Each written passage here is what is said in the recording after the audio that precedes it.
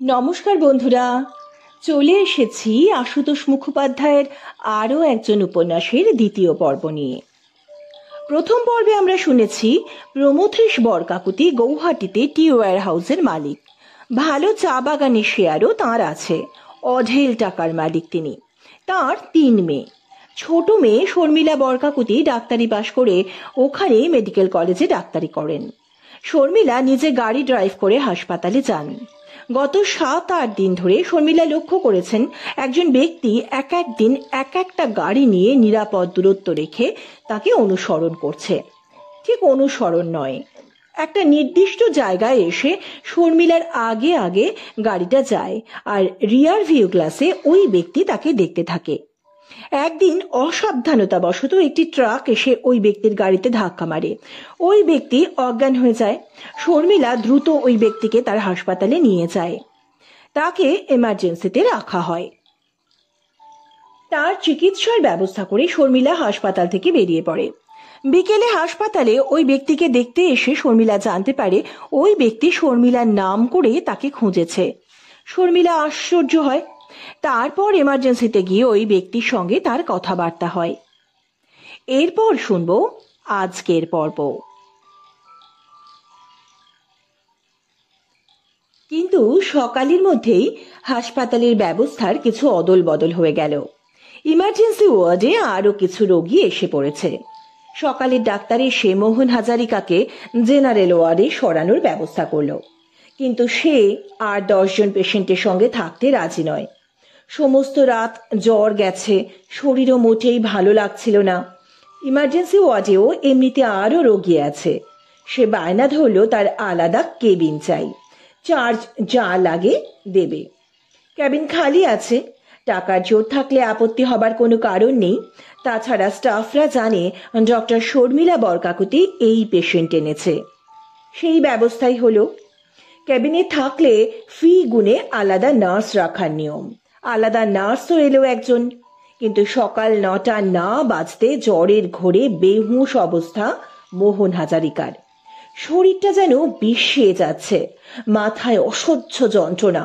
কেবিনে শুয়ে হুঁশ ফিরলেই নতুন নার্সের কাছে ডাক্তার মিস বরকাকুতির খোঁজ করে।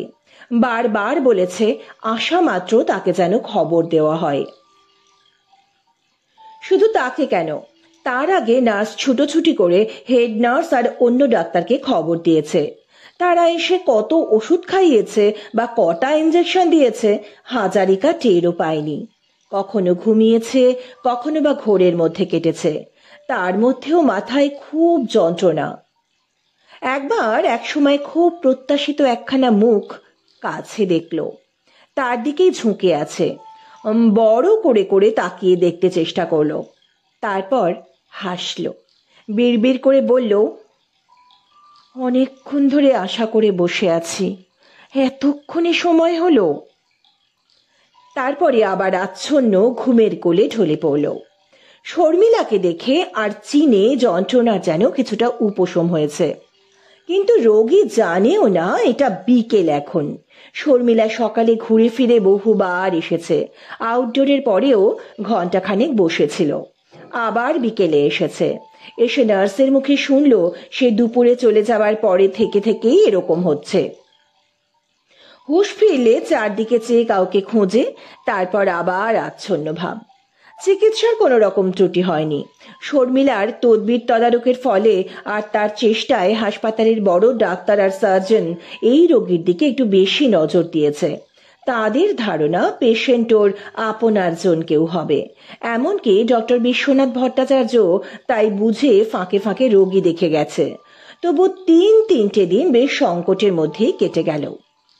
প্রথম দিনের পর জ্ঞান মোটামুটি ছিল, কিন্তু রোগীকে কড়া সেডেশনে রাখার ফলে খুব বেশিক্ষণ এক নাগাড়ে চোখ ঠাকিয়ে থাকতে পারেনি।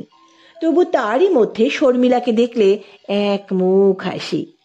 ছেলে মানুষে খুশির অভিব্যক্তি এমনই অকপট যে অন্য ডাক্তার আর ডক্টর ভট্টাচার্যের চোখেও পড়েছে। শর্মিলা বিব্রত বোধ করেছে আর ফাঁক পেলেই ওকে কাছে ডেকে কথা বলার চেষ্টা। শর্মিলা ধমকে থামিয়েছে প্রত্যেকবার। বলেছে, কথা বলে আর অনিয়ম করে প্রথম দিনে ওই বিভ্রাট বাঁধিয়েছেন। কপালের আর মাথার দুটো করে স্টিচ ছিঁড়েছিল। ফের একটুও অনিয়ম করলে আমাকে আর এ ঘরে দেখতে পাবেন না।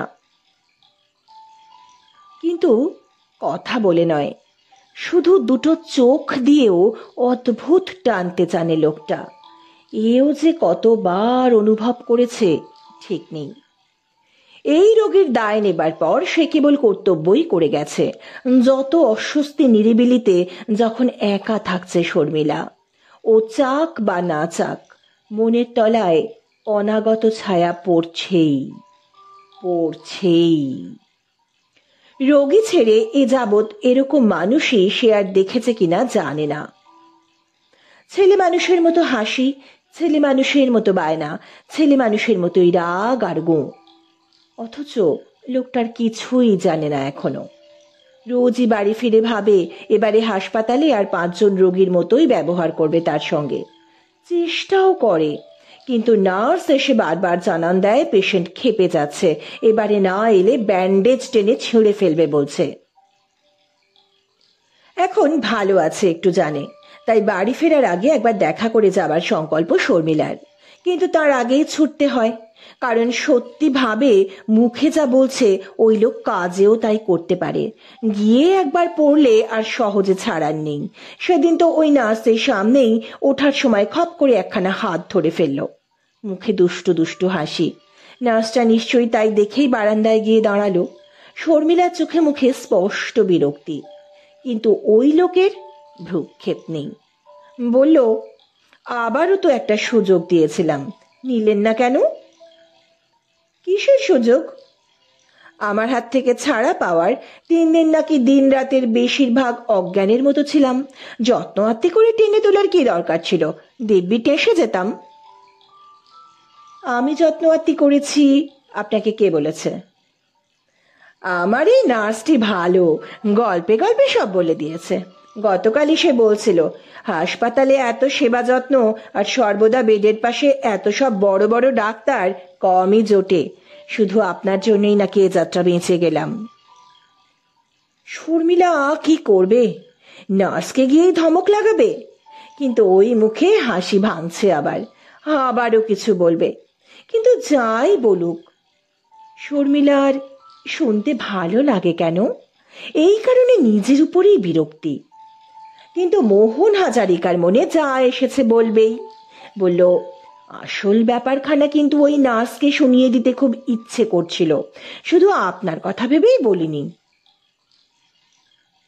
হাত ছাড়িয়ে নিয়ে শর্মিলা সামনের চেয়ারে বসল। কি আসল কথা? বলতে পারতাম, আপনার জন্যই অ্যাক্সিডেন্টে প্রাণটা যেতে বসেছিল, আবার আপনার জন্যই বেঁচেছে, এ আর বেশি কথা কি? শর্মিলা গম্ভীর হঠাৎ। আপনার মতলবখানা কি? মোহন হাজারিকা সচকিত। কেন এরকম করছেন কেন, আর এসব কথা বলছেন কেন? আমি বেশি কিছুই করিনি আপনার জন্য, রোগী ভালো করাই আমাদের কাজ।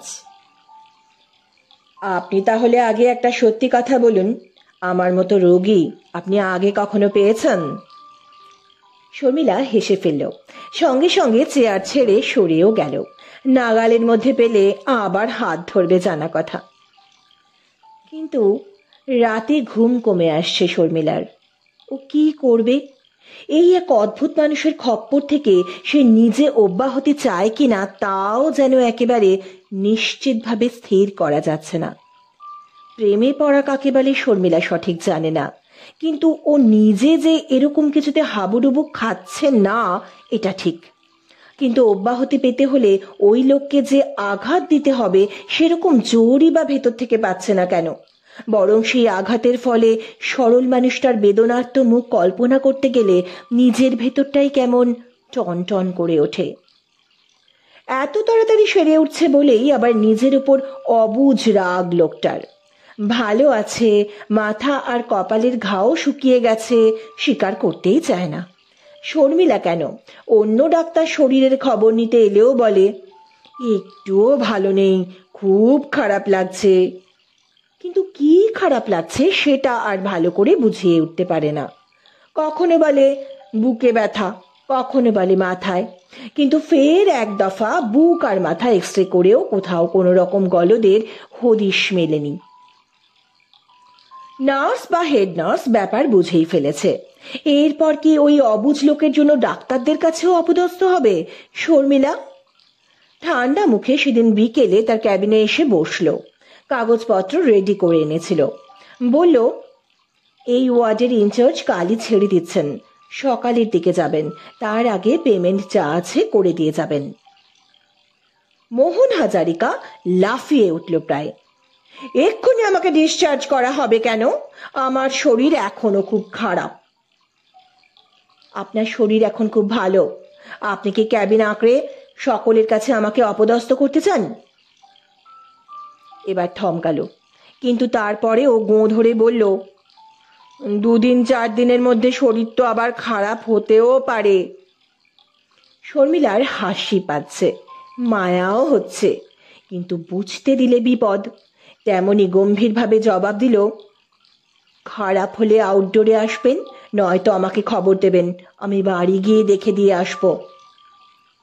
সঙ্গে সঙ্গে খুশিতে আর আগ্রহে উদ্ভাসিত, খবর দিলে আপনি সত্যি যাবেন?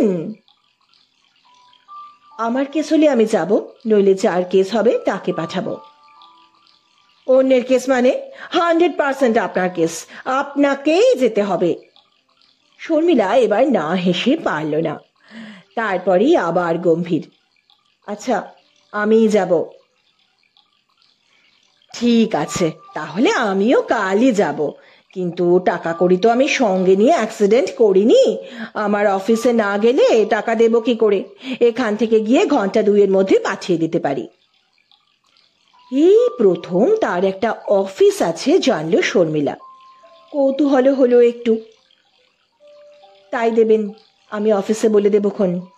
আপনার কি অফিস? এবার যেন লোকটা সচকিত, একটু গম্ভীর। আমার বিজনেসের অফিস। এতদিনের মধ্যে আপনার অফিস থেকেও তো কেউ একটা খবর নিতে এলো না।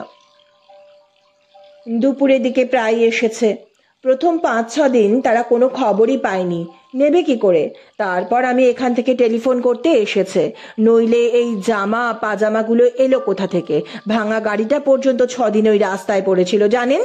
আপনিও একটাবার মনে করিয়ে দেননি, ওটার জন্য আমার বিস্তর লোকসান হয়ে যাবে। যেভাবে বলল, লোকসানটা যেন শর্মিলার জন্যেই। কিন্তু আমার কাণ্ড দেখুন, চেক বইটাও ওদের দিয়ে যেতে বলে দিতাম না, তাই বা কি করে হতো? চেক বই তো আমার শোবার ঘরে তালা বন্ধ। ঠিক আছে, কালই পাঠিয়ে দেব। শর্মিলা জিজ্ঞেস করলো, আপনার কি বিজনেস? যে মানুষ সর্বকথায় এত সরল, এই প্রশ্ন শুনে সে এমন থমকালো কেন বোঝা গেল না। রগড় করে জবাব দেবার মতো করে বলল, মোটর গাড়ির কারবার। I am an auto engineer. Motor গাড়ির কারবার যে শর্মিলা আগেই অনুমান করেছিল, নইলে নিত্য নতুন গাড়ি আসবে কোথা থেকে? এই সঙ্গে অটো ইঞ্জিনিয়ার আবার বাড়তি কি ছাপ, সে সম্পর্কে শর্মিলার কোনো ধারণা নেই। মোহন হাজারিকা চটপট এ প্রসঙ্গ বাতিল করে ফেলল, বলল, কাল তাহলে আবার সেই জু রোডের মোড়েই আপনার সঙ্গে দেখা হচ্ছে আমার।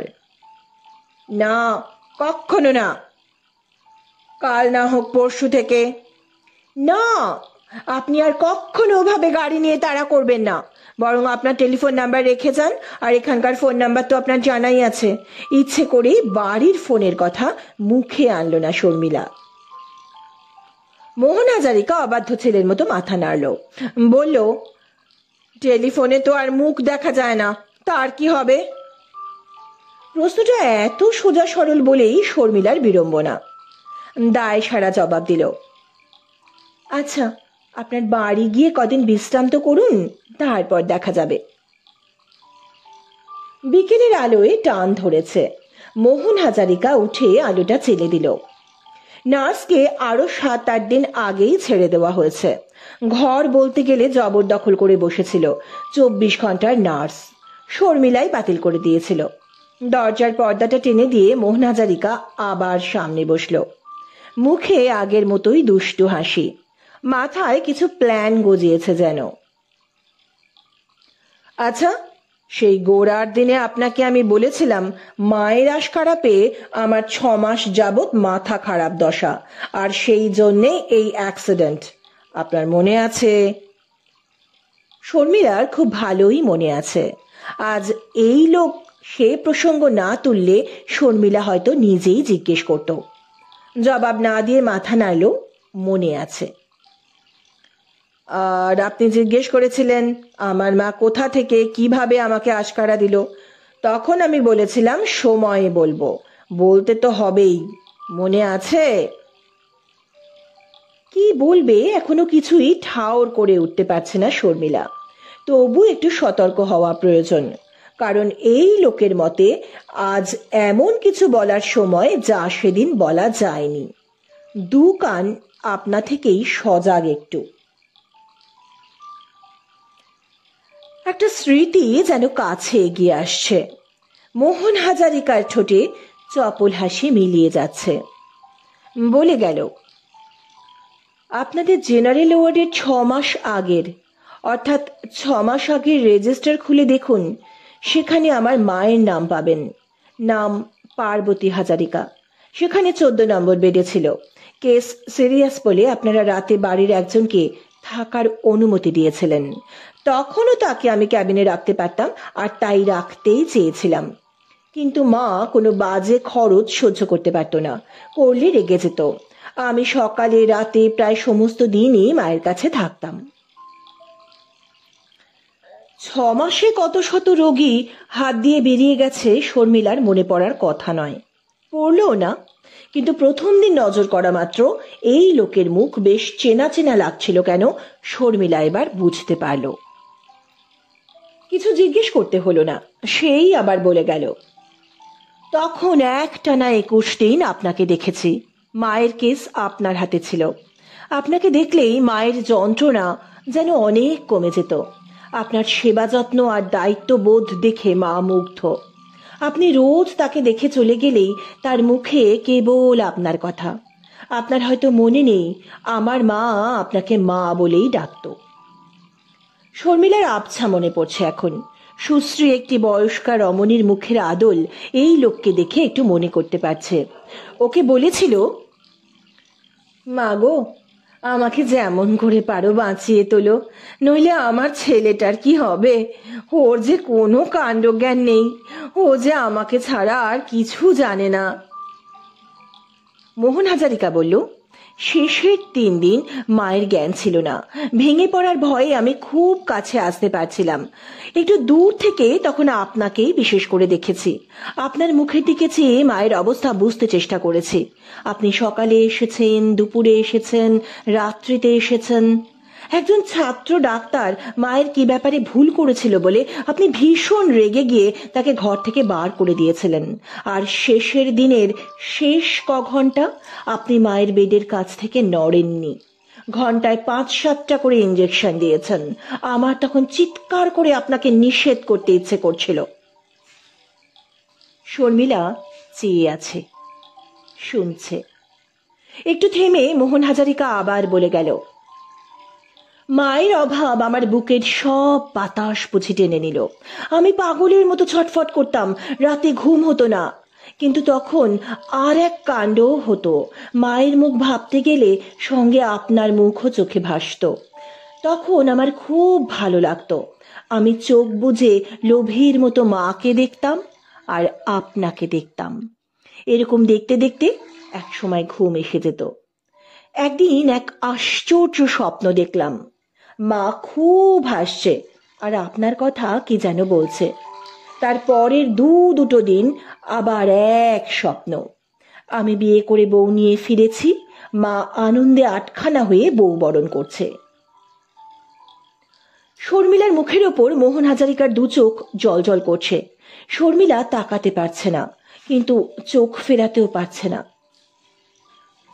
সে বউ তুমি, তুমি, তুমি, তুমি। শর্মিলা এই অতি আধুনিক কালের মেয়ে।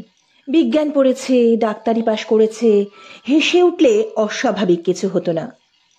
কিন্তু এমনটার বদলে সমস্ত গায়ে রোমাঞ্চ, চোখে পলক পড়ছে না। একটু ধাতস্থ হয়ে হাসার চেষ্টা করলো মোহন হাজারিকাই। বলল, দুদিন ওই স্বপ্ন দেখে নিজেরই মাথা খারাপ ভাবতে চেষ্টা করলাম, বামন হয়ে চাঁদে হাত। কিন্তু মাথাটা এরপর আর একভাবে খারাপের দিকেই এগোতে লাগলো। যেভাবে হোক তোমাকে একবার করে দেখার লোভ। আরো আশ্চর্য, স্বপ্নের সেই বিয়ের পর সত্যি সত্যি আমার রোজগার যেন লাফিয়ে বাড়তে লাগলো। ফলে দেখার লোভে আমি পাগলের মতোই কাণ্ড করতে লাগলাম। যত কাজই থাক, সকালের ওই সময় আমি গাড়ি নিয়ে ছুটে বেরুতাম। এই করে লোভ থেকে আরো বড় লোভ, তোমার চোখে পড়ার জন্য একদিন এক এক রকমের গাড়ি নিয়ে বেরুতাম। শেষে মরিয়া হয়ে একদিন ওই মোড়ে তোমার গাড়ি আটকে দিলাম। তারপর থেকে তুমি লক্ষ্য করলে। উঠে কাছে এলো। উত্তেজনা আর নিবিড় প্রত্যাশার এমন দুটো চোখ শর্মিলা আর বুঝি দেখেনি। স্থানকাল ভুলে সেও চেয়ে আছে। হঠাৎ শক্ত দুটো হাত ওর দুই গাল চেপে ধরে ঠোঁটের উপর চুমু খেয়ে বসলো মোহন হাজারিকা। দু হাতে তাকে ঠেলে সরিয়ে ধরফর করে উঠে দাঁড়ালো শর্মিলা। 3 হাত পিছনে সরে দাঁড়ালো। এমন পলকে ঘটে গেল ব্যাপারটা যেন অবিশ্বাস্য। মোহন হাজারিকা হাসছে এখন। বলল, এরপর সাধ্য থাকলে আমাকে বাতিল করো। শর্মিলা ঘর ছেড়ে প্রায় ছুটে বেরিয়ে গেল। বাতিল করার প্রশ্ন আর নেই, কিন্তু বাড়ি সামলাবে কি করে শর্মিলা ভেবে পায় না। মোহন হাজারিকা ছেলে মানুষের মতোই এক একটা উদ্ভট পরামর্শ দেয় বা প্ল্যান করে। কখনো বলে, এই গৌহাটি ছেড়েই দুজনে পালিয়ে যাই চলো, যেখানে আমাদের কেউ চিনবে না জানবে না, এমন কোথাও গিয়ে তুমি প্র্যাকটিস শুরু করবে আর আমি আমার ব্যবসা ফেঁদে বসবো। আবার কখনো বলে, কি হবে প্র্যাকটিস করে বা ব্যবসার জোয়াল কাঁধে তুলে, ওই করলে 24 ঘন্টার মধ্যে কতক্ষণ আর দুজনে দুজনকে পাবো, তার থেকে আমার দেশের বাড়িতে পালাই চলো, তুমি যেটুকু পারো গাঁয়ের মানুষের উপকার করবে আর আমি নিজের জমি চাষের বন্দোবস্ত করব। বেশি টাকা বা বেশি মানের আমাদের দরকার নেই।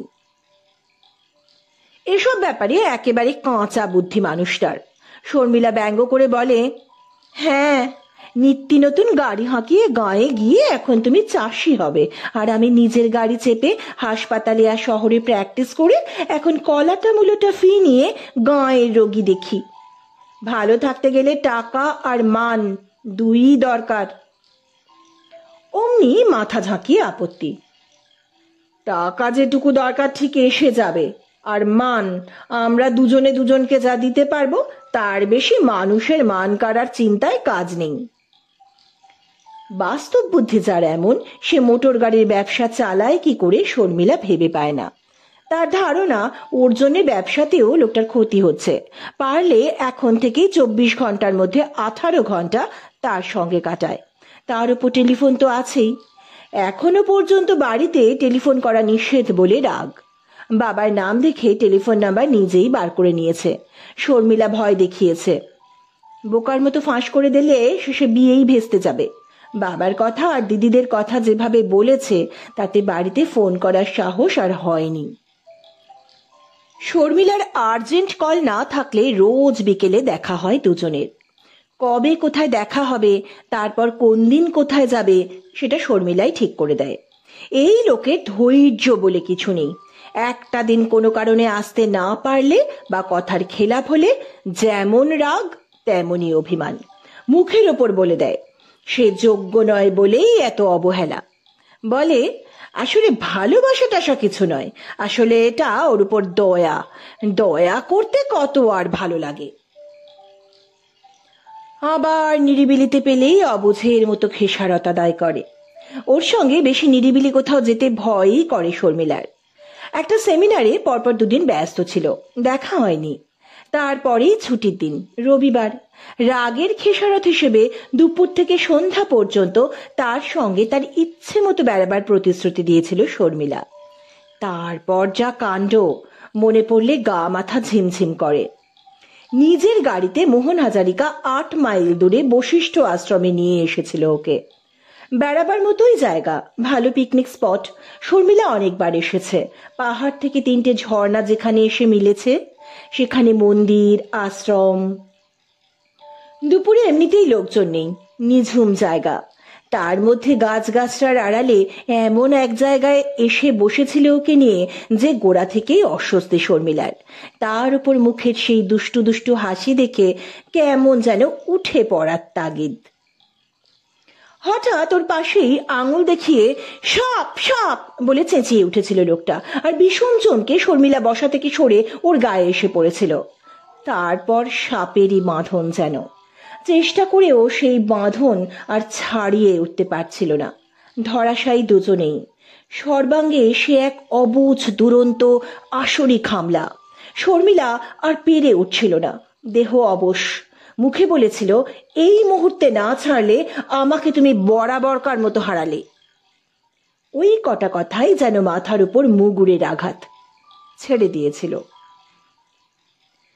সেই থেকে শর্মিলার দুশ্চিন্তা আরো বেশি। এমন অবুঝকে কতদিন আর ঠেকিয়ে রাখবে? তাছাড়া নিজেরও ভিতরে কিছু তাড়া নেই বললে মিথ্যে হবে। কিন্তু বাবা আর দিদিদের কথা ভাবলেই সব ঘুলিয়ে যায়। কি করবে ঠিক করে উঠতে পারে না। দুই দিদি নিজের নিজের স্বার্থ নিয়ে আছে। দুজনেরই দেওর আছে একটি করে, আর বাড়িতে তাদের আসা যাওয়াও আছে। দুজনেই তারা শর্মিলাকে রসগোল্লাটির মতো মুখে ফেলে গেলার জন্য হাঁ করেই আছে। দিদিরা যে যার দেওরের পক্ষে। দিদির মতে তার দেওরের তুলনা নেই, আর মেজদির মতে তার দেওরটি নিখাদ রত্ন। এই নিয়ে কতবার দু বোনের মধ্যে ঝগড়া বাঁধিয়ে দিয়ে শর্মিলা নিরীহ মুখে বসে মজা দেখেছে। কখনো দিদিকে বলেছে, মেজদি তোমার দেওরের নামে এই এই বলছিল। কখনো মেজদিকে জানিয়েছে, দিদি তোমার দেওরের সম্পর্কে কি যাচ্ছে তাই না বলল। ব্যাস, তারপরেই দুই বোনের তুমুল বচসা। শর্মিলা তখন ভালো মুখ করে বাবার কাছে পালিয়ে বাঁচবে। বোনেদের আসল লক্ষ্য বাবার টাকা আর বিষয় আশয়। শর্মিলা দুজনের মধ্যে যার গলায় মালা দিক 3 ভাগের 2 ভাগ সম্পত্তি তাদের দিকে গেল। একমাত্র বাঁচোয়া বাবা মুখে কিছু না বললেও ওই দুজনের একজনকেও পছন্দ করে না। নইলে যে যার দেওরের জন্য দিদিরা বাবার কাছে কম সুপারিশ করেনি। বাবা টললে কোনো একজনের সঙ্গে বিয়ে এতদিনে হয়েই যেত। এদের থেকে বাবার মনে মনে বরং বন্ধুর বিলেত ফেরত ব্যারিস্টার ছেলে কুশল দেব শর্মাকে ঢের বেশি পছন্দ। কিন্তু শর্মিলা এখন বাবাকেই বা বোঝায় কি করে? গোড়ায় তো জাত কাঠের ব্যাপার নিয়ে হুলুস্থুল হবে একটা। দিদিরা তো শত্রুতা করবেই, কিন্তু ওর মুখ চেয়ে বাবা যদি একটুও নরমও হয়, ছেলের বাড়িঘর দেখেই আরো বিগড়ে যাবে। মোহন ওর কথা শুনে একটু বেশি জায়গা জমির মধ্যে কম করে 3খানা ঘরের একটা বাড়ির খোঁজে উঠে পড়ে লেগেছে। কিন্তু খুব উঠে পড়ে লেগেছে শর্মিলার বিশ্বাস হয় না। সকাল থেকে বিকেল পর্যন্ত ব্যবসার ধান্দায় থাকে, বিকেলের পর থেকে তো সন্ধ্যা পর্যন্ত ওর সঙ্গে। আসলে লোকটার নিজের চাহিদা খুব বেশি নেই, ওর তাড়া খেয়ে যেটুকু চেষ্টা। মোহনের ঘর বা বাসা দেখে শর্মিলা নিজেই একটু দমে গেছিল। প্রথমে তো বাসায় নিয়ে যেতেই চায়নি, বলেছে অন্য বাসা দেখছি, বিয়ের পর তো আর ওখানে তোমাকে নিয়ে থাকা যাবে না। কিন্তু শর্মিলা জোর করেই এসেছে। বলেছে, তাহলেও শ্বশুর শাশুড়ির ভিটে দেখাবেও না নাকি? মোহন হেসেই জবাব দিয়েছে, আসল ভিটে দেশে। এই বাসা আমিই করেছি। বাবা মারা যাবার পর মা বছরে 4-6 মাস করে এসে থাকতো। জু রোডে ছিটে বেড়ার উপর একখানা মাত্র বড় মাটির ঘর, তার উপর অবশ্য সুন্দর রং করা। এখানকার অনেক বড় লোকদেরও অবশ্য এমনই রং করা ঘর, কিন্তু তার চেহারা অন্যরকম। ঘর দেখে প্রথমেই বাবার কথা মনে হয়েছিল শর্মিলার। দেখলেই তার মেজাজ খিঁচড়ে যাবে। জিজ্ঞেস করেছে, একটা মাত্র ঘর, তোমার মা থাকতেন কোথায়? এই ঘরেতেই মায়ে ছেলেতে দিব্যি থাকতুম। তারপরেই সাগ্রহে বলেছে, আচ্ছা শর্মি, পাশের জমিটুকুতে তো আর একখানা ঘর তোলা যায়, তাই করে ফেলি না কেন? 2খানার বেশি ঘরের আমাদের দরকার কি? ওটা বসার ঘরও হবে, আবার তোমার চেম্বারও হবে। নিজের পয়সায় করা তো, তাই মায়া পড়ে গেছে। তাছাড়া মা ছিল এখানে, ছাড়তে ইচ্ছে করে না। শর্মিলা বিপাকেই পড়েছিল একটু। অসুবিধেটা ঠিক বোঝাবে কেমন করে? আবার মায়ের স্মৃতির প্রতি এতটুকু অসম্মান দেখাতে চায় না। বলল, এটা যেমন আছে তেমনই থাক, তোমাতে আমাতে মাঝে মাঝে এসে থাকবো এখানে। তাছাড়া রোজ এসে মায়ের ফটোতে মালা দেব, ধূপধুনো দেব। দেওয়ালে মোহনের মায়ের একখানা বড় ছবি টাঙানো ছিল, আর তাতে মালা পরানো ছিল। ছবি দেখেই শর্মিলা হাসপাতালের সেই রোগিণীকে চিনেছে। শর্মিলা সেই ছবির উদ্দেশ্যে দুহাত জুড়ে প্রণাম করে আবার বলেছে, এটুকুর মধ্যে আর একটা ঘর তুললে আরো খারাপ দেখতে হবে। ছোটখাটো কম্পাউন্ডের মধ্যে একটা বাড়ি দেখো আপাতত।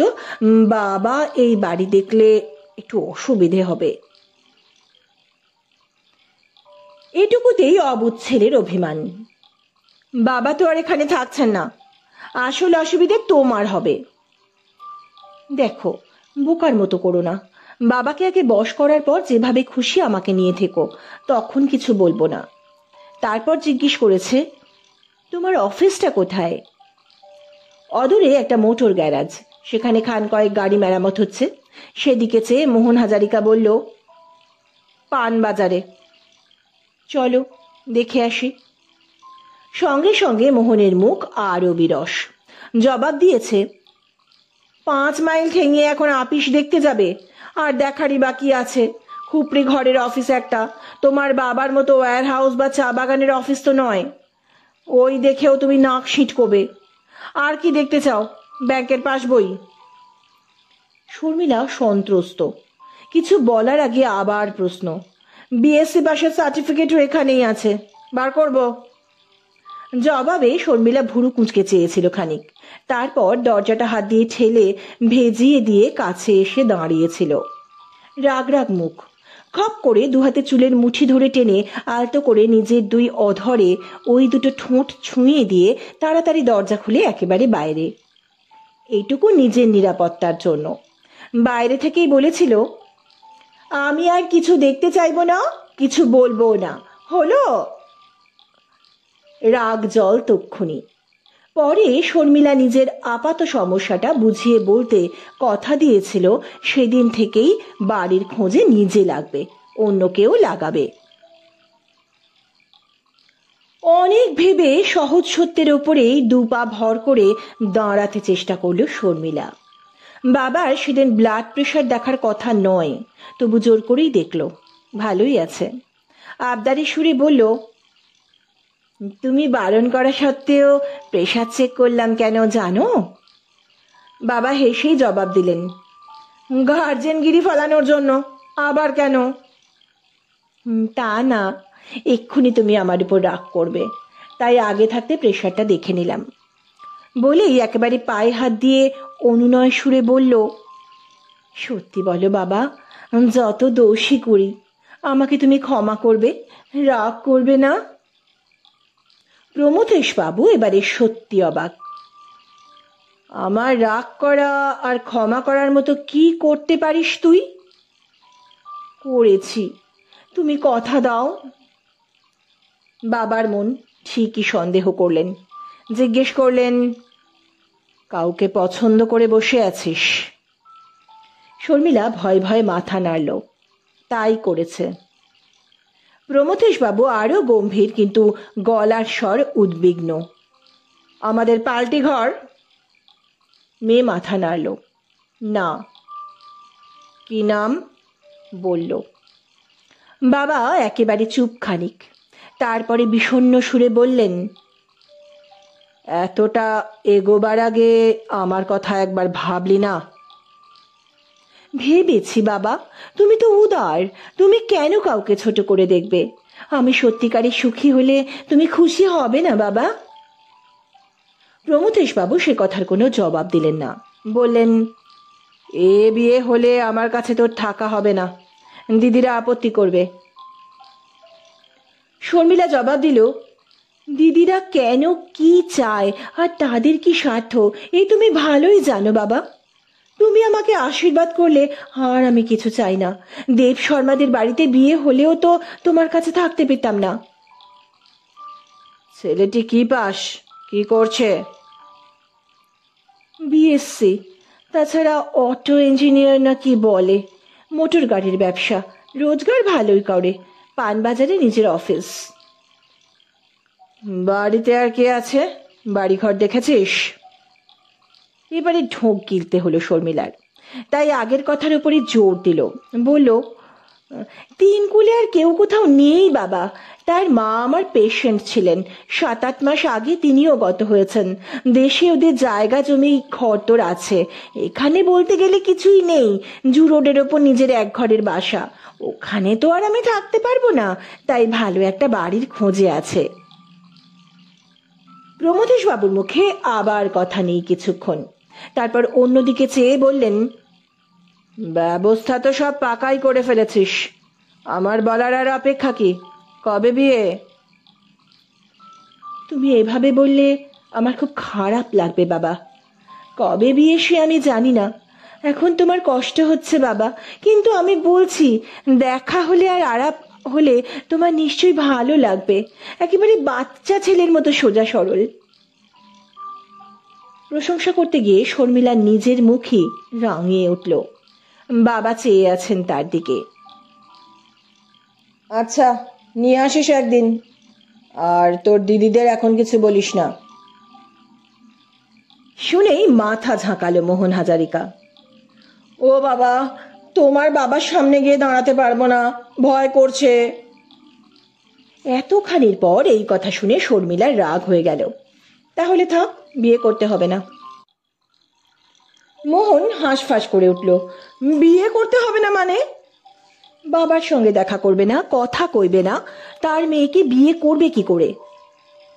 একটু ভেবে মোহন প্রস্তাব করলো, তার থেকে আগে দুজনে কোথাও পালিয়ে গিয়ে বিয়েটা করে ফেললে হতো না?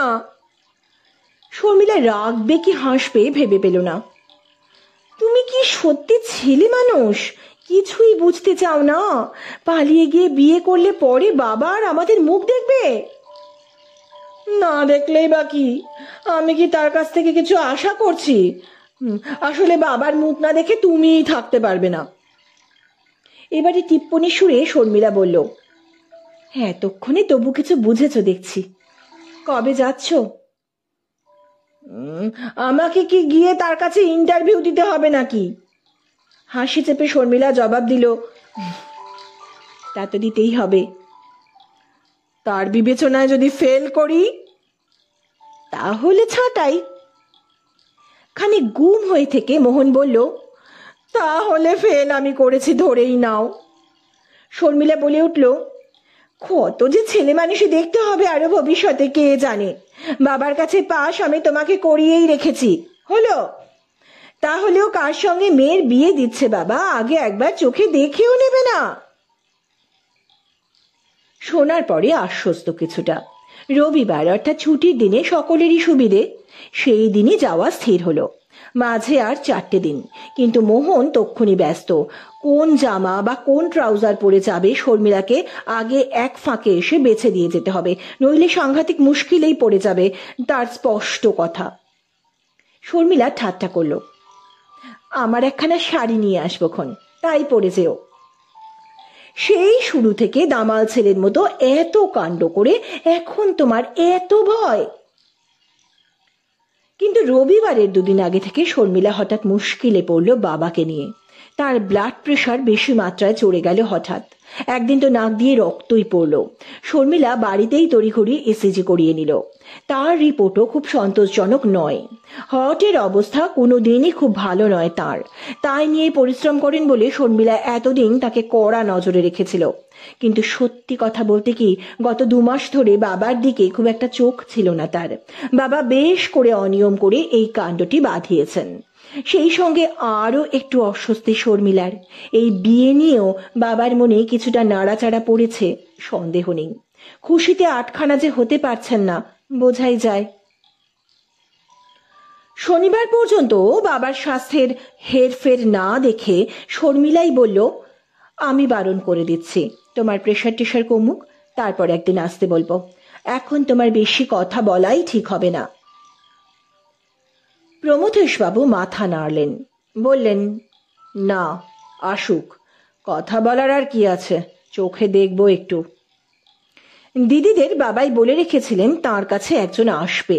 শর্মিরও খুব জানাশোনা, এলে ভালো করে যেন আদর যত্ন করা হয়। বাবা ভেবেছেন তার এ কথায় দিদিরা কিছু বুঝবে না, কিন্তু শোনা মাত্র তারা সন্দিগ্ধ। বাবার ঘর থেকে বেরিয়ে এসেই শর্মিলাকে 17 জেরা। কে ছেলে, কেন আসবে, কি নাম?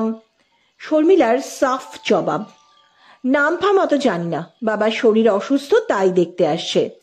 যাই, এবেলা আবার প্রেশারটা কেমন দেখে আসি। এই অজুহাতে দিদিদের চোখের আড়াল হওয়া। সকালে বাবা তাঁর ঘরের সামনের বারান্দায় বসেছিলেন। শুয়ে থাকার জন্য শর্মিলা অনেকবার তাগিদ দিয়েছে, কেবল যাচ্ছি যাই করছেন। সেও বাবার কাছেই দাঁড়িয়েছিল আর থেকে থেকে ঘড়ি দেখছিল। একটা চকচকে স্টুডি বেকার ভিতরের বাগানের রাস্তা ধরে 3 মহলা বাড়ির সামনে এসে দাঁড়ালো। বাবা চেয়ে আছেন, শর্মিলা আর চোখে দেখছে। বেশ সপ্রতিভ মুখে গাড়ি থেকে নামলো। বাবা থাকেন আরো একটা বৃত্তাকার ফুল বাগানের এধারে কোণের দিকে সুইটে। দূর থেকে বাবা আর ওকে এদিকে দেখে কি করবে ভেবে না পেয়ে গাড়ি থেকে নেমে সেখানেই দাঁড়িয়ে গেল। শর্মিলার রাঙা মুখ, বাবার অখুশি হবার কারণ নেই, সুন্দরী লাগছে দেখতে। প্রমথেশ বাবু বললেন, তুই যা। শর্মিলা বলল, দিদি জামাই বাবুরা ওদিকে আছে, বসাবেক্ষণ, তুমি ঘরে গিয়ে শো আগে, আমি এ ঘরেই নিয়ে আসছি একটু বাদে। প্রমথেশ বাবু আপত্তি করলেন না, আর একবার ওই গাড়ির দিকে চেয়ে দেখে নিলেন। বড় জামাই অভ্যর্থনা এগিয়ে এসেছে। তাকে শুইয়ে দিয়ে শর্মিলা তাড়াতাড়ি বেরিয়ে এলো। ওই লোককে দিদিদের খপ্পরে একলা ফেলে রাখা ঠিক নয়। অবশ্য কি বলবে না বলবে সেখানেই আছে। গম্ভীর মুখে বসার ঘরে এসে ঢুকলো। তারপর সেখানোর বাইরে একটা কাজ করে বসলো। দুহাত তুলে মোহনের উদ্দেশ্যে একটা নমস্কার সারল। পরক্ষণেই বুঝলো এই কাণ্ড করা ঠিক হয়নি, কারণ লোকটা ভ্যাবাচাকা খেয়ে ওর দিকে তাকিয়ে আছে। উর্মিলা গম্ভীর মুখে জানান দিল, উনি এসেই জিজ্ঞেস করছিলেন শর্মির বাবা কেমন আছেন। আমি বললাম, বাবার দেখাশোনা তো শর্মি করে, সেই ভালো বলতে পারবে। দিদির সংশয় অন্যত্র। তেমন চেনা জানা না হলে মিস বা দেবী টেবি বাদ দিয়ে এমনকি শর্মিলাও না বলে একেবারে শর্মি বলে কি করে লোকটা? শর্মিলা মনে মনে বিরক্ত, বাইরে সহজ আর একটু গম্ভীরও। চিন্তাচ্ছন্ন মুখে বলল, না, আজও তেমন ভালো নয়, ডায়াস্টলিক বেশ হাই। আগেই একবার বাবাকে দেখে এলে ভালো হতো না? ব্যস্ত সমস্ত হয়ে উঠে দাঁড়ালো লোকটা এবং সঙ্গে সঙ্গে দ্বিতীয় দফা ফুল বলল, হ্যাঁ তাই চলো, আগে তাঁকে দেখে আসি আর প্রণাম করে আসি।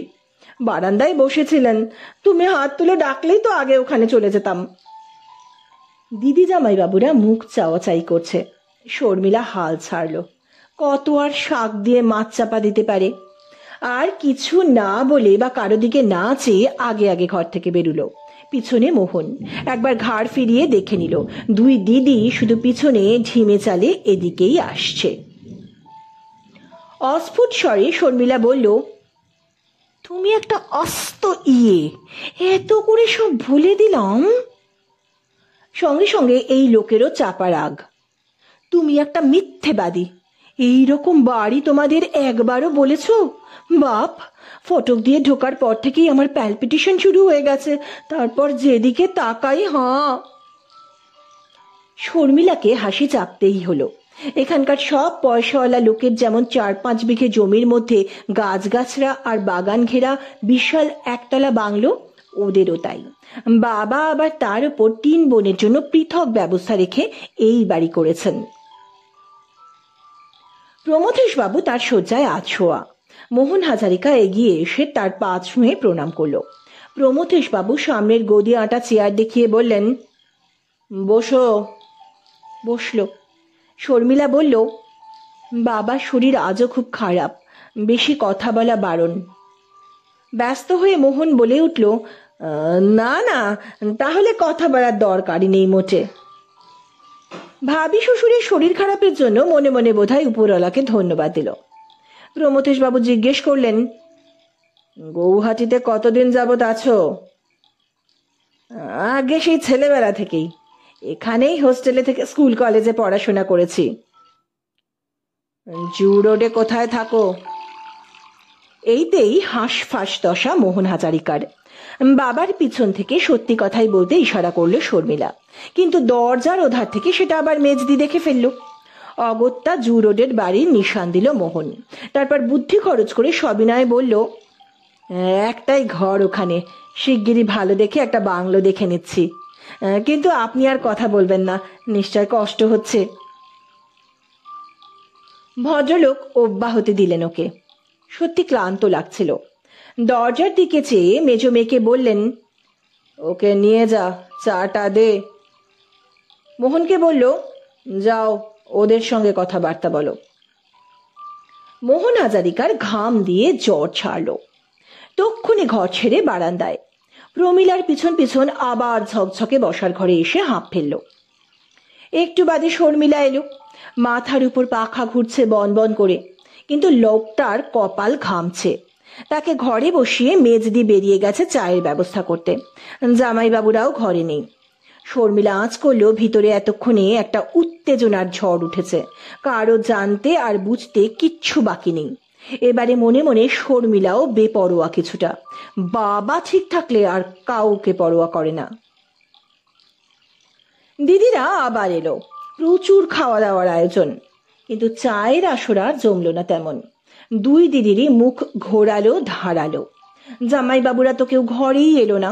অর্থাৎ ও যখন প্রথমবার বাবার ঘরে ছিল, এই লোকের পুরো নাম তখনই এদের জানা হয়ে গেছে।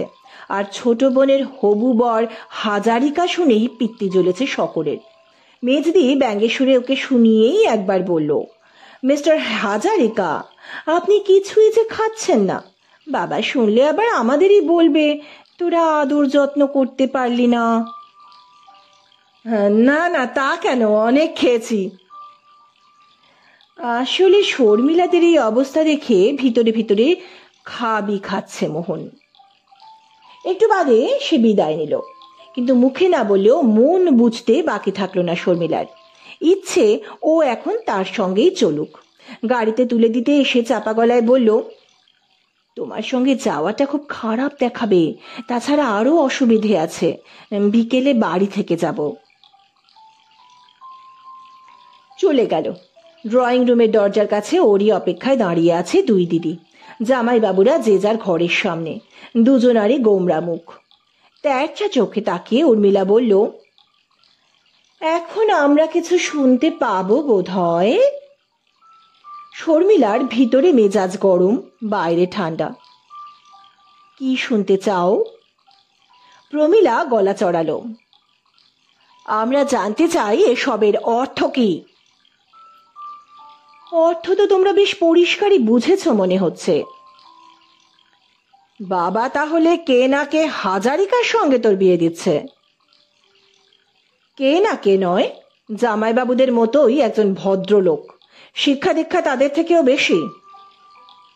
এবারে বড় বোন উর্মিলা চেঁচিয়ে উঠল, তোর লজ্জা করে না মুখ নেড়ে কথা বলতে?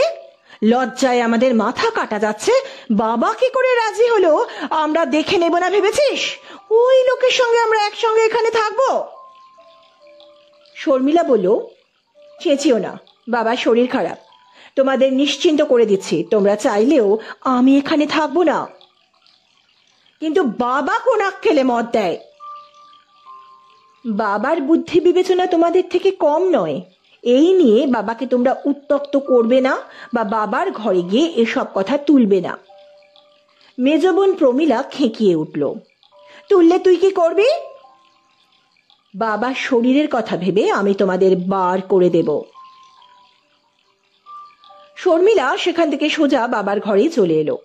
ছোট বোনের সাহসের কথা শুনে দুই বোন স্তব্ধ। বাবাকে কতটা বশ করেছে সেটা এ কথা থেকেই তারা বেশ অনুভব করছে।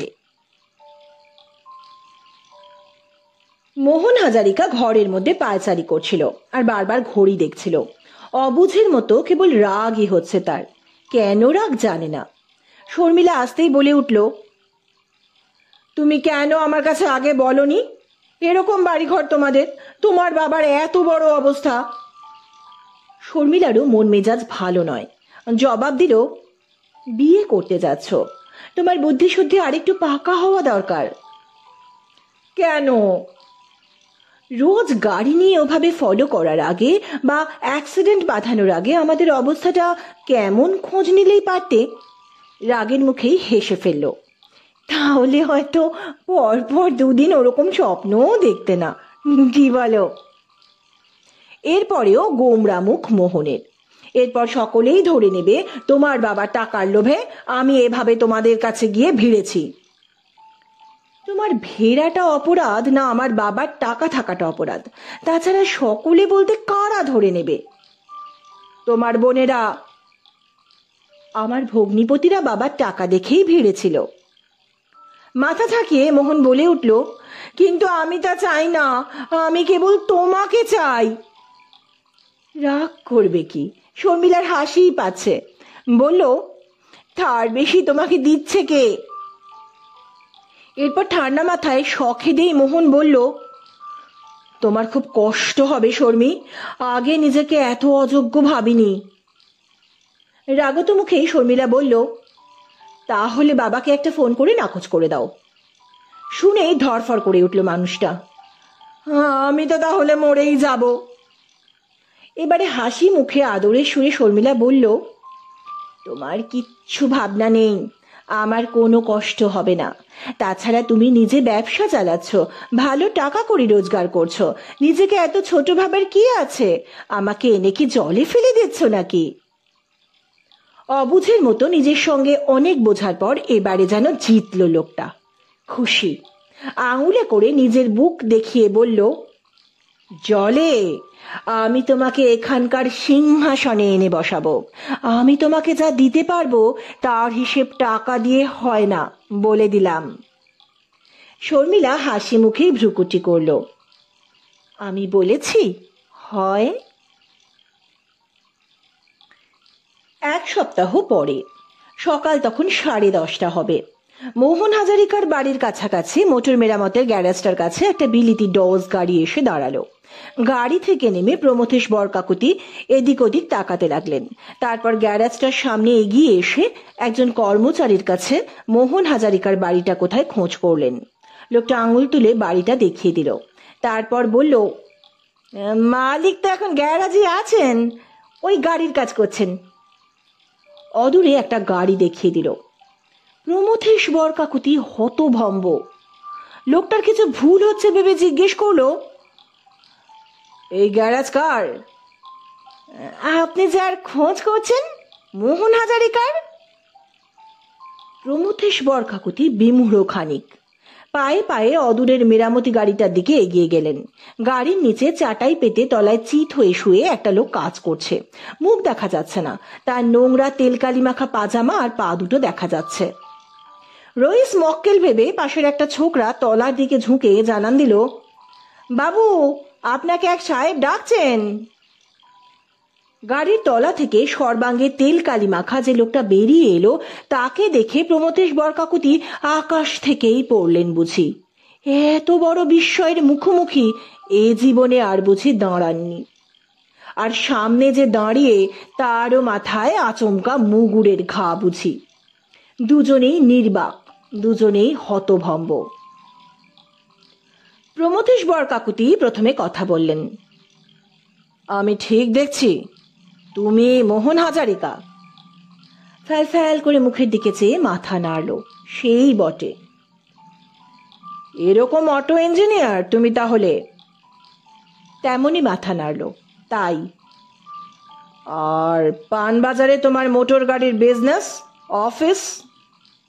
মাথা নাড়ল, নেই। রাগে মুখে রক্ত জমাট বাঁধছে প্রমথেশ বাবুর মুখে। তুমি যে এই শর্মিলা জানে? মাথা নাড়ল মোহন, জানে না। তোমার বিএসসি পাশও এই রকমই বোধ হয়। এতক্ষণে যেন চেতনা ফিরল মোহনের। অস্ফুট স্বরে বলল, 1 মিনিট। তারপর প্রাণের দায়ে যেন পরিমরি করে নিজের ঘরের দিকে ছুটল। 2 মিনিটের মধ্যে ফিরে এলো, হাতে বিএসসি পাশের সার্টিফিকেট, সেটা বাড়িয়ে দিল। ওটা হাতে নিয়ে দেখলেনও না প্রমথেশ বরকাকুতি। দুমড়ে মুচড়ে ওর মুখের উপর ছুঁড়ে মারলেন, তারপর সোজা গিয়ে গাড়িতে উঠলেন। মোহন হাজারিকা বিমহুরের মতো সেদিকে তাকিয়ে আছে। কর্মচারীরা যে তাকেই দেখছে, হুঁশ নেই। নিজের ঘরে মাথায় হাত দিয়ে বসে আছে মোহন হাজারিকা। পরনে সেই তেল কালি মাখা পাজামা, গায়ে ওই বিবর্ণ গেঞ্জি। কোথা দিয়ে যে 1-1.5 ঘন্টা চলে গেছে জানে না। বারবার ভাবছে শর্মিলা এখনো হয়তো হাসপাতালে আছে, সেখানে ছুটে যায়। কিন্তু মন বলছে যা হবার হয়ে গেছে। তার আগে প্রমথেশ বরকাকুতি সেখানে মেয়ের কাছে গিয়ে পৌঁছেছেন। নিজের মাথার চুল টেনে ছিঁড়তে চাইছে মোহন হাজারিকা। বলি বলি করেও কেন আরো 7টা দিন দেরি করলো। চমকে উঠে দাঁড়ালো। দরজার কাছে শর্মিলা, তার দু চোখে আগুন, মুখেরও আগুন রং। মোহন হাজারিকা আবার ভ্যাবাচাকা খেয়ে দাঁড়িয়ে রইল। শর্মিলা আপাদ মস্তক দেখে নিল তার। তোমার আসল পরিচয় তাহলে বেরিয়েই পড়ল। শর্মি, শর্মি! ব্যাকুল হয়ে এগিয়ে এসে কিছু বলতে চাইল। Shut up! ওই নামে তুমি আমাকে ডাকবে না। ঝলকে ঝলকে এবারে আগুনে ঝরছে শর্মিলার গলা দিয়ে। এত ছোট, এত নীচ, এত বেঈমান তুমি! একদিন একজনের মেরামতের গাড়ি হাঁকিয়ে নিজের দর দেখিয়েছো। এই জন্যই আমাদের অবস্থা জেনে তোমার এত ভয়, এত ত্রাস। মোহন হাজারিকা পাগলের মতো এবার বলে উঠল, বিশ্বাস করো, বিশ্বাস করো, তোমার কাছে আসার জন্য আমি বোকার মতো কি করেছি, কি বলেছি নিজেরই ঠিক ছিল না। যা মুখে এসেছে বলে ফেলেছি, যা মনে এসেছে করে ফেলেছি। তারপর কি করে সামাল দেব ভেবে নিজের চুল টেনে ছিঁড়েছি।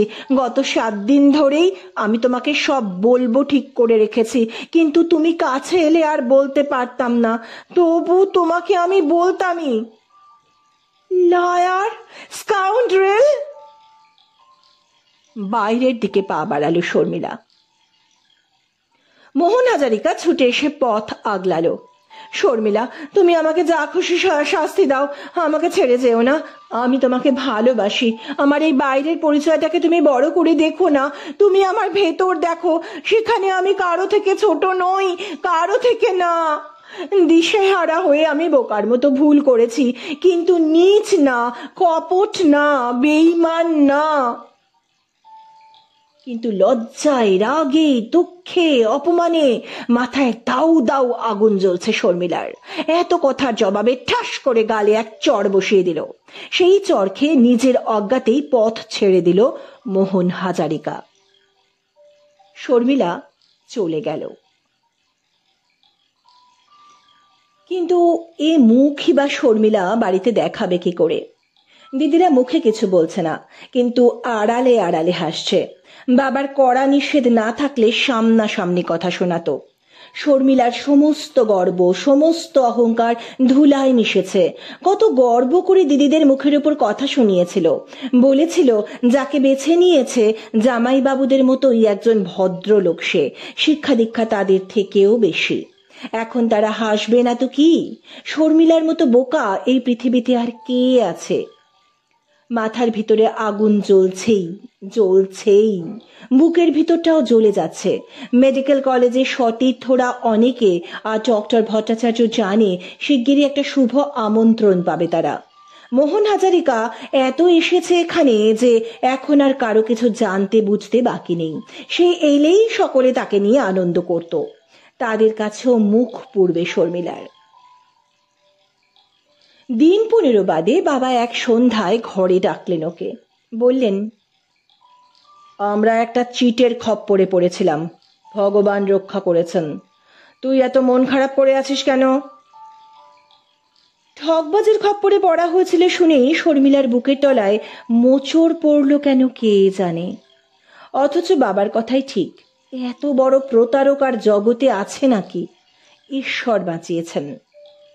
প্রমথেশ বাবু বললেন, তোর দিদিদের ইচ্ছে তাদের কারো দেওরের সঙ্গে তোর বিয়েটা হোক, কিন্তু আমার পছন্দ নয়। তোর কি মত?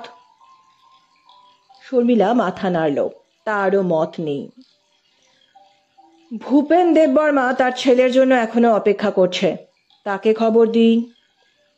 শর্মিলা মাথা নেড়ে সায় দিল, অর্থাৎ এখানে হলে আপত্তি নেই। কিন্তু বাবার ঘর থেকে বেরিয়ে এসে বারবার কেবল মনে হতে লাগলো নিজের ফাঁসির রায়ে নিজেই সই করে এলো। আরো অনেক অনেক কিছু যেন ভাবার ছিল, কিন্তু নিজের ওপরেই ঝলসে উঠে শর্মিলার সমস্ত ভাবনা চিন্তা বাতিল করার চেষ্টা। প্রথমে ভূপেন দেববর্মা এলেন, তারপর তাঁর ছেলের যাতায়াত শুরু হলো। পয়সাওয়ালা বাপের কেতাদুরস্ত ব্যারিস্টার ছেলে, চেহারা সুশ্রী, স্মার্ট, ভালো না লাগার কোনো কারণ নেই। ভালো যাতে লাগে শর্মিলার দিক থেকেও সে চেষ্টার ত্রুটি নেই, অথচ সঙ্গোপনে নিজের সঙ্গে যেন জুঝতে হচ্ছে। থেকে থেকে একটা আর্ত মুখ চোখে ভাসে, আর্ত হাহাকার কানে আসে। শর্মিলা আবার চোখের আগুনে সেই মুখ ভস্ম করে, মনে মনে নীচ, প্রবঞ্চক, বেঈমান বলে সেই স্বর চাপা দেয়। বিয়ের কথাবার্তা পাকা, তারপর দিনও ঠিক, আর 3 সপ্তাহের মধ্যে যা হবার হয়ে যাবে। ডাক্তার বোন বড়লোক ব্যারিস্টারের ঘরণী হবে দিদিদের বুকের তলায় সেই হিংসে, কিন্তু বাবার তাগিদ আর ব্যস্ততায় উৎসবের আয়োজনে মন দিতে হয়েছে। একটা একটা করে দিন এগিয়ে আসছে, মাঝে আর 12টি দিন শর্মিলা নির্লিপ্ত, নিজেকে কঠিন সংকল্পে বেঁধে দিন কাটাচ্ছে। সেদিন সকালে হাসপাতালে যেতেই ডক্টর বিশ্বনাথ ভট্টাচার্য নিরিবিলিতে ডেকে নিয়ে এলেন তাকে। স্বল্পভাষী মানুষ, নিজের কাজে ডুবে থাকেন, এরকম আড়ালে ডেকে কথাবার্তা বড় একটা বলেন না। বিনা ভনিতায় জিজ্ঞেস করলেন, শুনলাম ভূপেন দেব শর্মার ছেলে ব্যারিস্টার কুশল দেব শর্মার সঙ্গে তোমার বিয়ে? শর্মিলা মাথা নেড়ে সায় দিল। কিন্তু আমরা তো জানতাম মোহন হাজারিকার সঙ্গে তোমার বিয়ে, তার কি হলো? শর্মিলা ঠান্ডা জবাব দিল, আমি আপত্তি করেছি, তাই হলো না। এসব বিষয়ে তার দিকে চেয়ে ডক্টর ভট্টাচার্য অপেক্ষা করলেন একটু। কিন্তু এ বিয়ে কে ঠিক করেছে, তুমি না তোমার বাবা? বাবা, আমি আপত্তি করিনি। কিন্তু কুশল দেব শর্মার সম্পর্কে তোমার বাবা ভালো করে খোঁজ খবর করে নিয়েছেন? শর্মিলা সচকিত এবার। কেন বলুন তো? দ্বিধা কাটিয়ে ডক্টর ভট্টাচার্য বললেন, ইংল্যান্ডে থাকতে তাকে একটু আধটু চিনতাম আমি যতদূর জানি একটা স্ক্যান্ডালের পর সেখানে এক মেয়েকে সে বিয়ে করেছিল, তারপর তাকে ছেড়ে চলে এসেছে। যতদূর ধারণা এই বিয়ে এখনো বাতিল হয়নি। এখানে তোমাকে বিয়ে করলে ও কোনোদিন হয়তো বাইগেমির কেসে পড়বে। কবে নাগাদ তার বিয়েটা হয়েছে আর সেই মেয়ের নাম কি তাও বলে দিলেন। ডক্টর ভট্টাচার্য চলে গেলেন। শর্মিলা নিষ্পন্দ, কাঠ খানিকক্ষণ। বিশ্বাস করবে? বিশ্বাস করবে না? ডক্টর ভট্টাচার্যের মতো মানুষ নিজের কোনো অভিসন্ধিতে এমন কথা বানিয়ে বলতে পারেন? কিংবা তার মারাত্মক কিছু ভুল হয়ে থাকতে পারে? বানানো নয়, ভুল নয়, যা বলে গেলেন ডক্টর ভট্টাচার্য, শর্মিলা তা সবটুকু বিশ্বাস করতে চাইছে। আশ্চর্য, আরো আশ্চর্য, এমন এক মারাত্মক খবর শুনে শর্মিলার একটুও কষ্ট হচ্ছে না, দুঃখ হচ্ছে না। উল্টে বুকের ওপর থেকে যেন দম বন্ধ করা একটা পাথর সরে যাচ্ছে। বাড়ি ফিরেই বাবার কাছে এলো, যা শুনে এসেছে সব বলল। প্রমথেশ বরকাকুতির মাথায় বিনা মেঘে বজ্রাঘাত যেন। অনেকক্ষণ বাদে জিজ্ঞেস করলেন, সব যে সত্যি তার প্রমাণ কি? সত্যি না হলে তো ফুরিয়েই গেল। শর্মিলা ধীর, শান্ত। কিন্তু সত্যি কি মিথ্যে সেটা না জানার আগে এ বিয়েতে তুমি এগোবে বাবা? প্রমথেশ বাবু মাথা নাড়লেন। তা এগোবেন না। টাকার জোর থাকলে ইংল্যান্ড আর কত দূরে। তাঁদের এক ঘনিষ্ঠ আত্মীয় বছরের বেশিরভাগ সেখানেই থাকে। এক্সপোর্ট ইম্পোর্টের ফলাও ব্যবসা। সেই দিনই তাকে টেলেক্স করে কুশল দেব শর্মা আর সেখানকার সেই মেয়ের বিয়ের সম্পর্কে খবর নিতে বললেন। তাতেও সুস্থির হতে পারলেন না। বেশি রাতে সাগর পাড়ে সেই আত্মীয়কে টেলিফোনে ধরলেন। তার পাকা খবর চাই। সেরকম কোনো প্রমাণ হাতে পেলে কোনো এয়ার পাইলটের সঙ্গে ব্যবস্থা করে যেন পাঠিয়ে দেওয়া হয়। খরচ যা লাগবে তিনি দেবেন। 3 দিনের মধ্যে প্রমাণ সহ পাকা খবরই এলো প্রমথেশ বরকাকুতির হাতে। সেই বিদেশিনীর সঙ্গে কুশল দেব শর্মার বিয়ের দিন, তারিখ, বিয়ের আগে কি ঘটেছিল এবং বিয়ের পরে নবদম্পতির একটা ফটো শুদ্ধ তাঁর জিম্মায়। বিলেতের আত্মীয় এও জানিয়েছে সেই বিয়ে এখনো পর্যন্ত বহাল আছে। মিথ্যে অজুহাত দেখিয়ে কুশল দেব শর্মা দেশে পালিয়ে এসেছে। প্রমথেশ বাবু গুম। ছোট মেয়েকে বললেন সব, দেখালেনও। পরদিন সন্ধ্যায় কুশল দেব শর্মাকে বাড়িতে ডেকে পাঠালেন। ভাবি শ্বশুরের ডাক পেয়ে এসে খুশি চিত্তে হাজির। প্রমথেশ বাবু বিদেশিনীর সঙ্গে পরিণয়াবদ্ধ সেই ফটোখানা তার দিকে বাড়িয়ে দিয়ে বললেন, এটা আমার হাতে এসেছে, সেই সঙ্গে সব খবরও। আমার যে ক্ষতি তুমি করেছ এরপর সে হিসেব নেবার প্রবৃত্তি নেই। তোমার বাবাকে তুমি কতটা জানাবে বা কি ফয়সালা করবে সেটা তোমার মাথা ব্যথা। যাও। বেত্রাহত কুকুরের মতোই ব্যারিস্টার কুশল দেব শর্মা বাইরের অন্ধকারে মিশে গেল। প্রায় নিঃশব্দে এত বড় একটা কাণ্ড হয়ে গেল দিদিরা কেউ তখনও জানে না। জানে একমাত্র শর্মিলা। আলো নিভিয়ে সে চুপচাপ তার ঘরে বসে, চোখের সামনে আর একজনের সেই আর্ত মুখ, কানে তার সেই আকুতি, তুমি আমাকে যা খুশি শাস্তি দাও, আমাকে ছেড়ে যেও না, আমি তোমাকে ভালোবাসি। আমার এই বাইরের পরিচয়টাকে তুমি বড় করে দেখো না, তুমি ভেতর দেখো, সেখানে আমি কারো থেকে ছোট নই, কারো থেকে না। চড় মেলে শর্মিলা তার গালে 5 আঙুলের দাগ বসিয়ে দিয়েছিল। রাতে ঘুমের মধ্যেও কতবার ওই এক কথাই শুনল ঠিক নেই।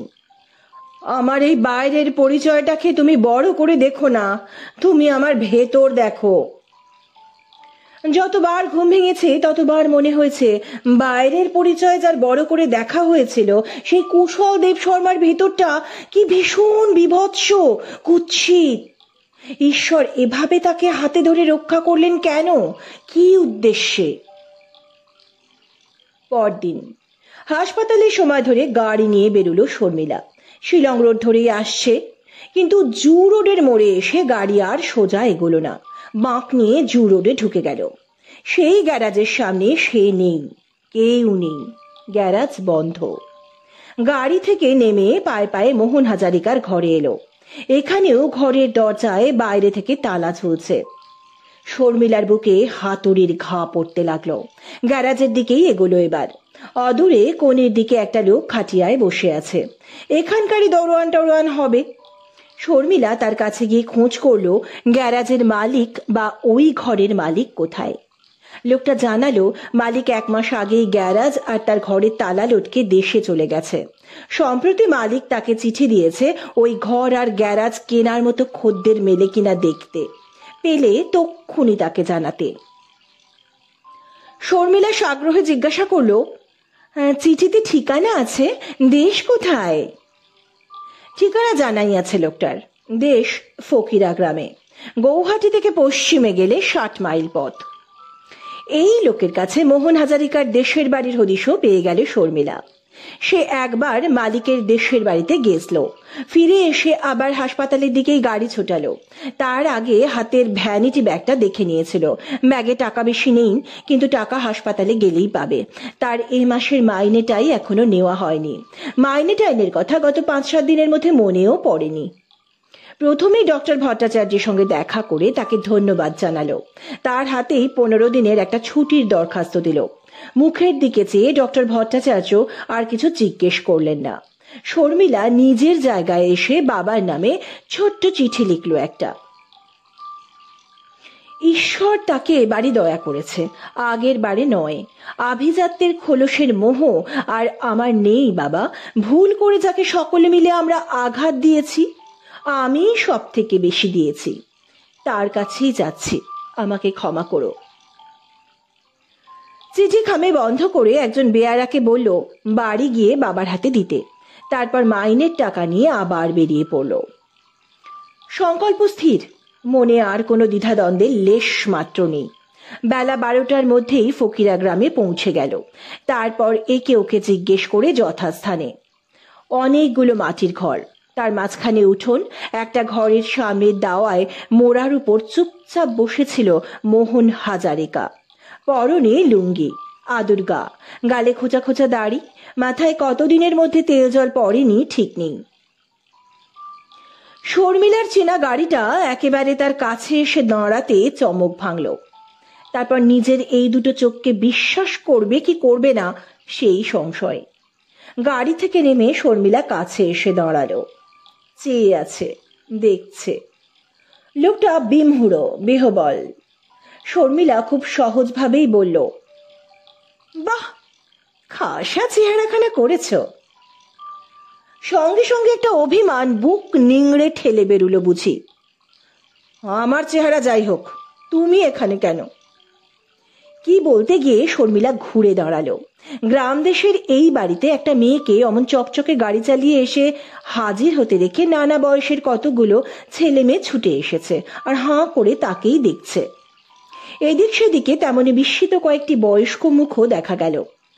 তার দিকে ফিরে শর্মিলা বলল, এখানে যে দেখতেই পাচ্ছ, এখন সকলের সামনে তোমার অপমান করার ইচ্ছে নাকি? মোহনের মাথায় তখন ভালো করে কিছু ঢুকছে না, শুধু অভিমান করে খাচ্ছে তাকে।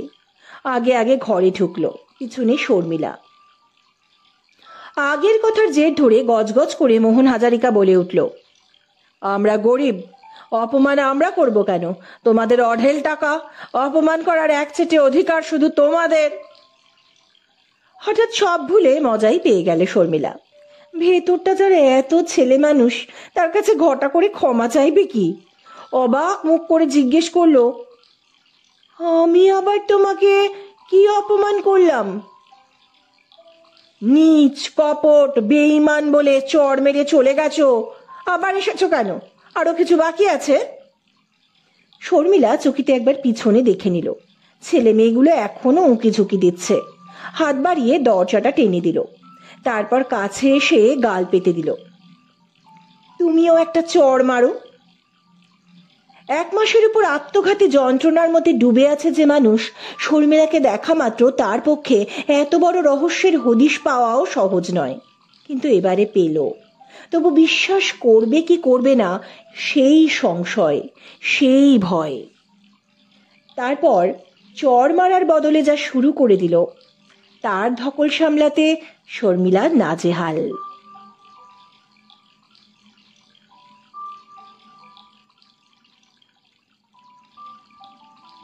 আরও একজন উপন্যাসের 2য় পর্ব এখানেই শেষ হলো। 3য় পর্ব নিয়ে খুব শীঘ্রই আসছি। সুস্থ থাকবেন, ভালো থাকবেন। নমস্কার।